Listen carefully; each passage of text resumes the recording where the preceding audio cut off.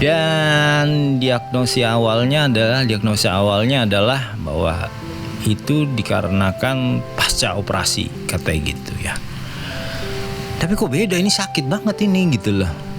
Nyeri, kan udah diangkat tuh batu empedunya, tapi kok masih sakit dan batu empedunya gede-gede gitu ya. Ibu, engkaulah pintu surgaku. Diary Bu Gultom, pejuang kanker hati stadium akhir.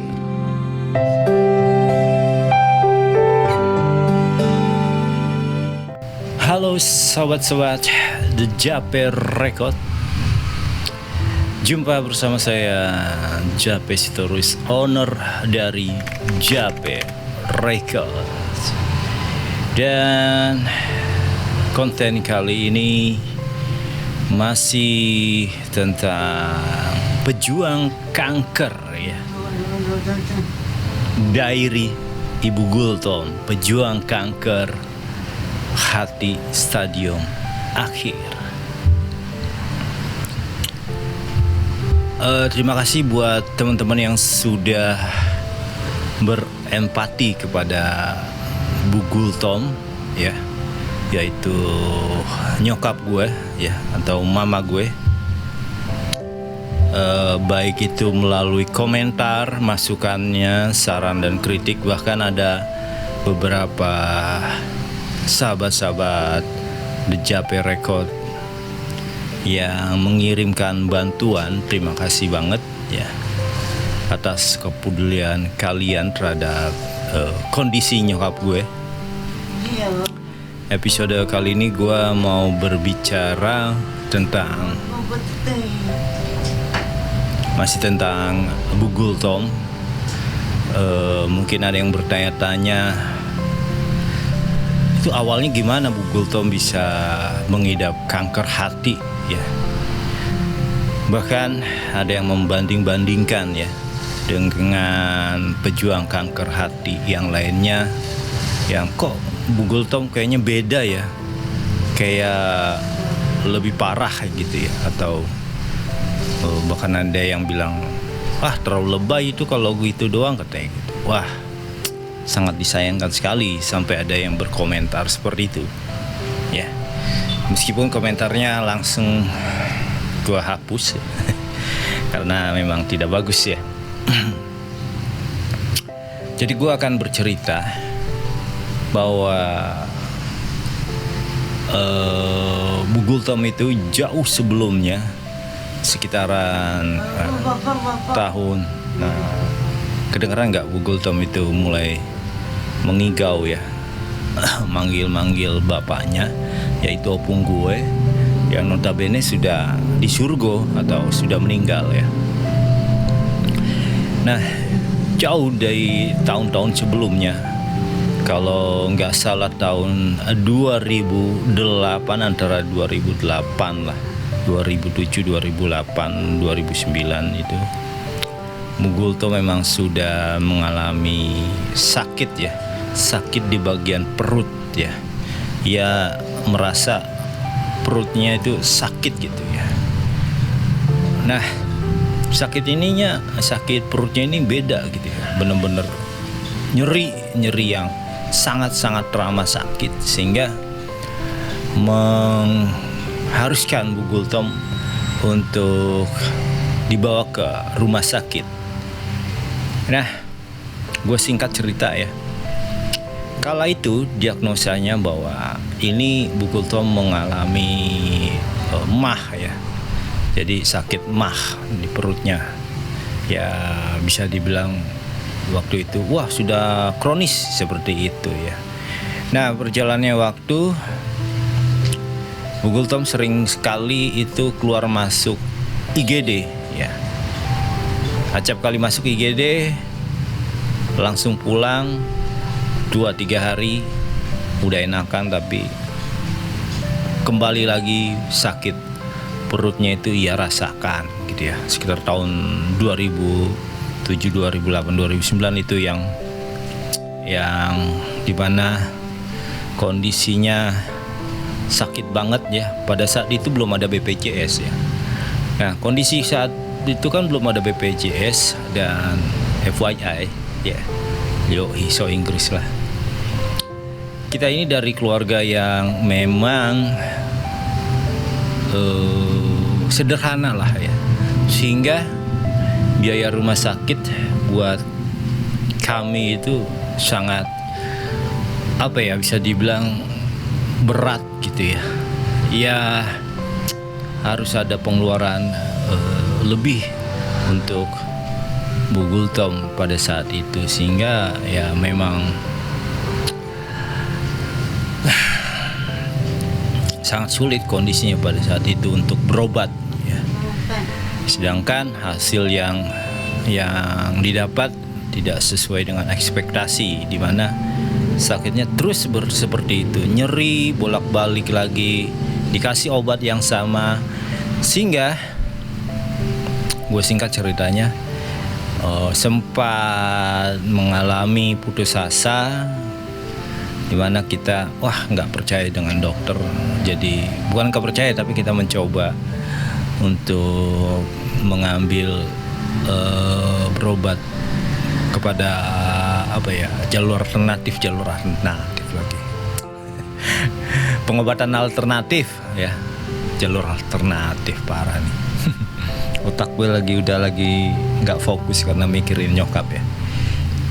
Jadi kita mengambil berobat alternatif, meskipun kita juga tetap melakukan pengobatan dengan medis gitu ya, dengan bantuan dokter.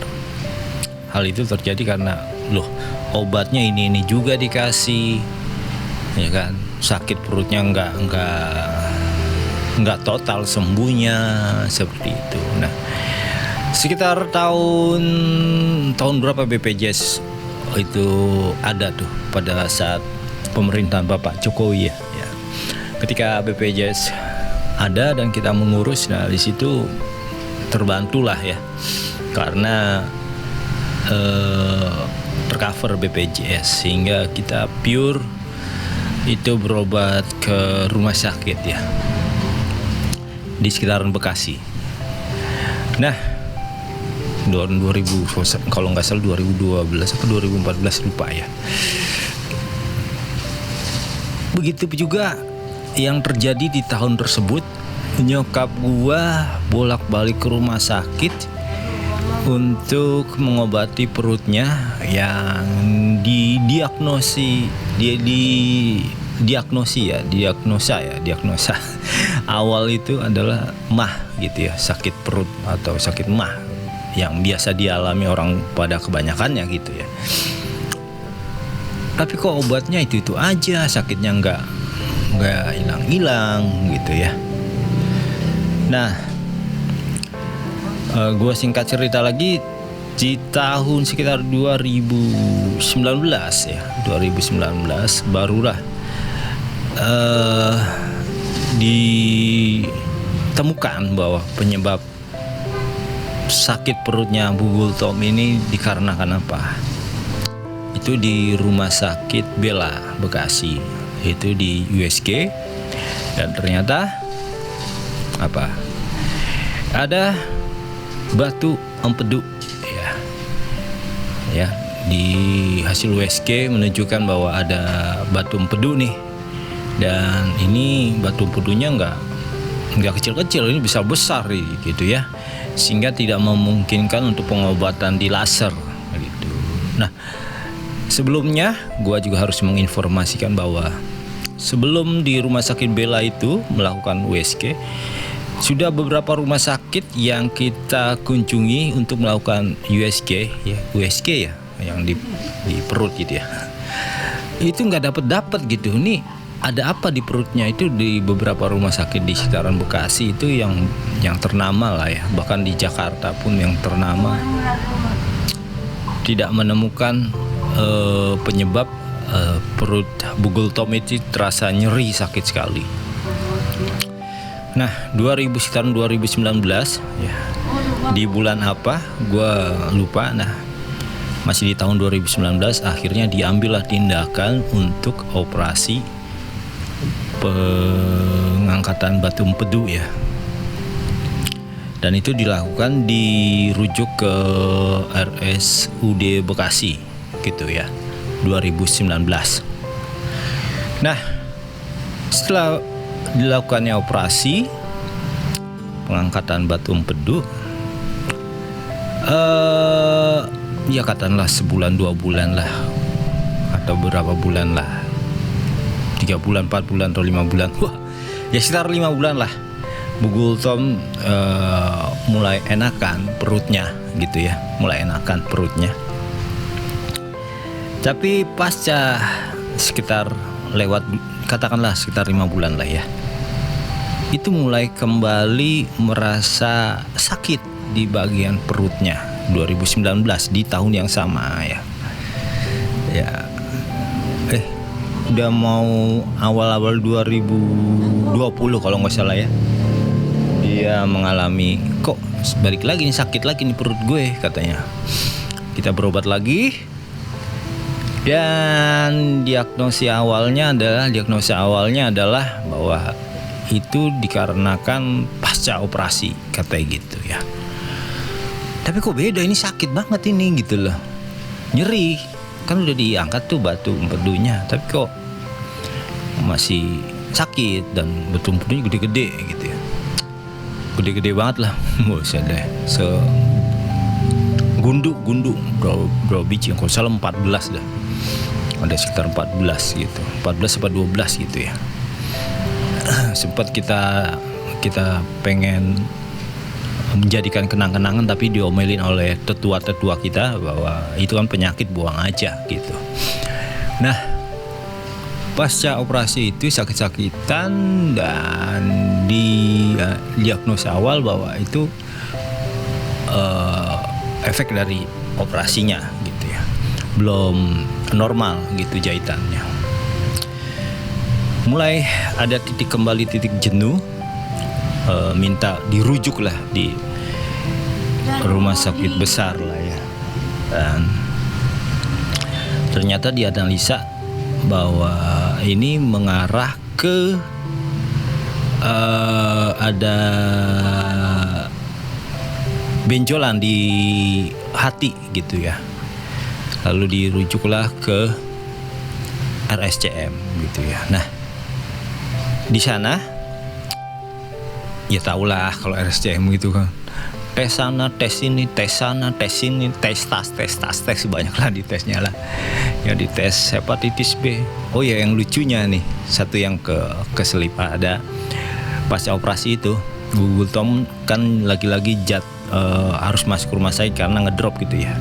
Kondisinya fisiknya jatuh lah, maksudnya ngedrop. Ada salah satu rumah sakit Bekasi yang menganalisa bahwa Bu Gultom ini pengidap HIV. Waduh, waktu itu gua pengen sedih dan ketawa gitu loh, sampai segitunya analisanya gitu, diagnosanya. Akhirnya itu terbantahkan setelah hasil HIV itu keluar negatif gitu. Nah, balik lagi di RCM ya. Nah, di RCM kan bolak-balik tes. Lu tau lah kalau yang pernah rawat jalan di RSCM ya. Dites lah hatinya lah ya kan, wah ada hepatitis B atau enggak. Nah, udah diteropong berapa kali lah, katanya ada benjolan kecil di hatinya lah. Mau diambil tindakan masih ragu-ragu mereka, ragu-ragu icuk. tes. Nah, singkat cerita, proses tes itu membuat ya memang lama-lama jenuh, lama-lama depresi gitu, udah mulai kesel. Tapi berhenti pengobatan enggak, semakin udah gue siap nih untuk kalau misalkan mau dioperasi kayak. Nah, ya nggak bisa disalahin juga ya, tes tersebut memang prosedurnya seperti itu, apalagi BPJS yang memang masih belum sempurna gitu ya, ada batasan-batasan harus berobatnya berapa kali atau apa gitu ya. Ya, gue nggak usah terlalu panjang lebar lah soal itu ya. Nanti ada yang nggak suka gue di ini lagi. Ya, bisa dibilang analisanya terlalu lama sih kalau gue bilang ya, terlalu lama. didiagnosa bahwa Bugultom ini mengalami kanker gitu ya. Nah, singkat cerita di tahun ini gitu ya, beberapa kali Bugultom ngedrop parah, dan terakhir kemarin ya. Oh ya, ada yang kelewat nih, otak gua ada. Dimana pasca operasi Bugultom, pasca operasi batu empedu ya, mulai ada benjolan di perutnya ya. Dan itu lucunya, ada dokter yang bilang begini, bahwa itu kayaknya jahitan di dalamnya tuh nggak normal itu, jadi keluar tuh bagian apanya gue kurang tahu ya, lupa, kurang ingat gitu ya. Jadi dijahit bagian jahitan ini, batu empedunya itu kan dibelah nih perutnya, ada bagian dalamnya jahitannya nggak normal, jadi nonjol gitu dagingnya. Sempet ngomong gitu, aduh, ada gitu dokter yang ngomong gitu ya. Aduh, bisa aja ngomong kayak gitu. Nah, kembali lagi di RSCM ya. Terakhir nggak salah bulan lalu itu divonis lah bahwa Bugultom mengidap kanker hati. Nah,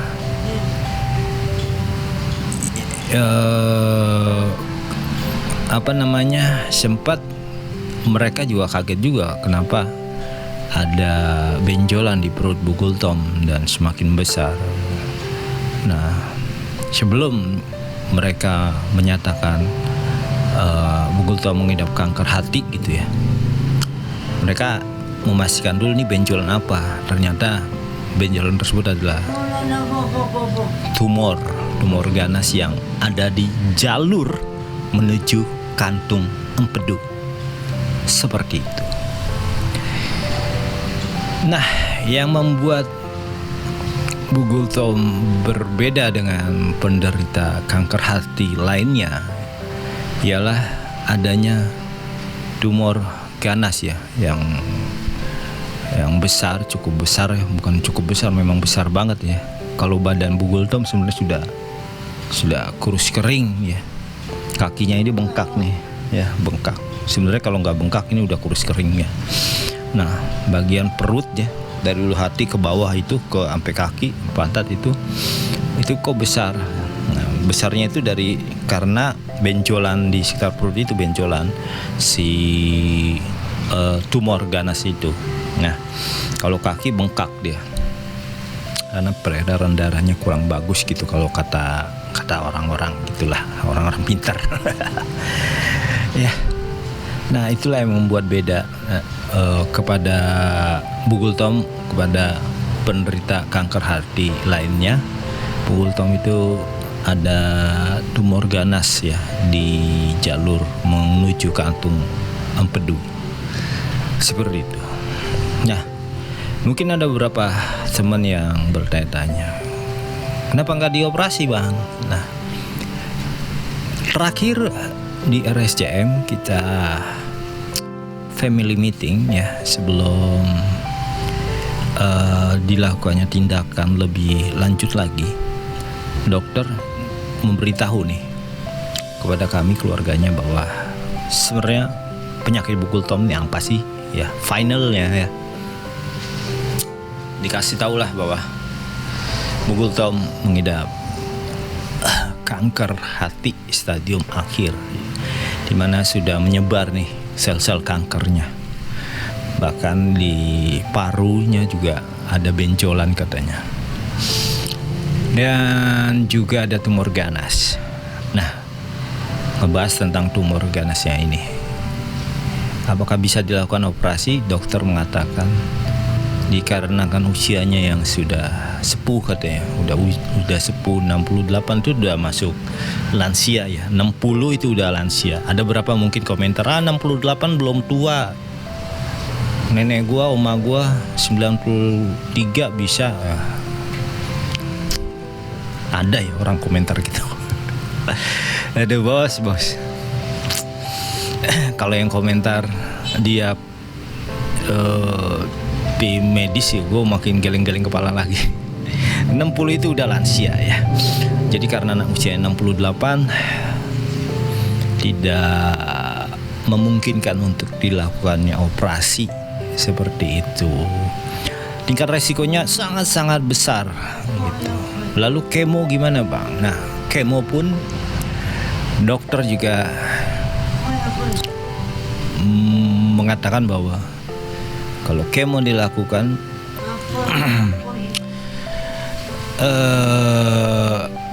tingkat resikonya juga besar. Meski demikian, ada salah satu yang ditawarkan oleh mereka, yaitu melakukan kemo tapi bisa dibilang gini simpelnya, level 1 gitu ya. Obatnya cuma 1 yang disuntikan ke tubuh Bugul Tom. Apakah obat itu akan menghilangkan sel-sel kanker? Tidak, kata dokter tersebut. Sel kanker itu cuma ditekan doang, jadi nggak terlalu cepat penyebarannya. Nah, kalau gitu kenapa nggak dilakuin Bang? Nah, efek samping kemo ini yang membuat kita berpikir kembali gitu. Efek sampingnya Bugul Tom akan mengalami beberapa penyakit yang akan menyerang dia, karena staminanya akan turun habis karena sel darah putih kan akan ditekan gitu ya. Jadi lebih sensitif dan gampang rentan terkena penyakit, dan membuat dia seakan-akan semacam kita kayak menyiksa orang tua ya. Lebih sakit banget gitu ya, karena kondisinya ya udah 68 tahun gitu.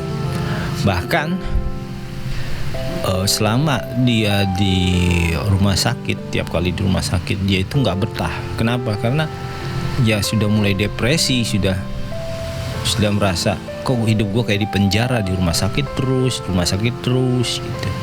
Nah, beliau selalu minta pulang ke rumah gitu ya. Nah, hasil meeting yang dilakukan oleh kami dengan tim dokter itu kesimpulannya, kami keluarga bahkan Bugul Tom pun bersuara yang sama, yaitu kami mengambil langkah berobat jalan. Ya artinya ya kita berserah gitu ya, tapi tetap berobat jalan menunggu mukjizat. Kiranya Tuhan menjamah doa kami sehingga ada mukjizat ya. Karena dokter di atas dokter, raja di atas raja, Tuhan di atas Tuhan, hanyalah Tuhan Yesus. Jadi kami berharap ya ada mukjizat gitu ya, sampai akhirnya nanti gitu. Nah, itulah sekilas tentang perjalanan Bugul Tom dalam menjalani rasa sakitnya tersebut. Yes, dan perlu diinformasikan bahwa ini sudah masuk fase di mana yang sangat sulit gitu ya. Karena badannya sudah mulai habis ya, digerogoti sama sel kanker, jadi udah kurus kering lah ya. Bahkan gua yang rawat ini pun sudah kesulitan untuk memaksa agar Bugul Tom ini mau makan gitu. Ya semoga ada mukjizat lah ya. Oke teman-teman, itu aja ya. Terima kasih buat kalian yang sudah berempati kepada Bugul Tom ya.